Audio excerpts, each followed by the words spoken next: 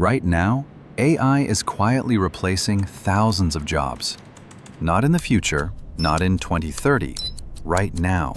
And most people don't even see it happening. Companies don't need 10 employees anymore. One AI tool can now write content, design graphics, edit videos, answer customer support, even analyze financial data. And businesses love one thing more than loyalty: lower costs. AI doesn't ask for salary.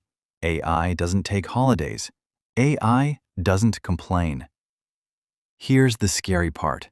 It's not just factory workers. It's designers, writers, accountants, coders, even junior lawyers. The middle layer of jobs is shrinking. Slowly, quietly. But here's what smart people are doing. They're not fighting AI. They're using it. Instead of, will AI take my job? They're asking, how can AI multiply my income? The winners won't be the smartest. They'll be the fastest to adapt.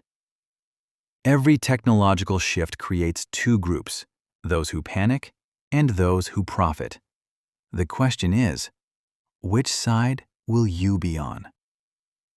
This is Income Explained.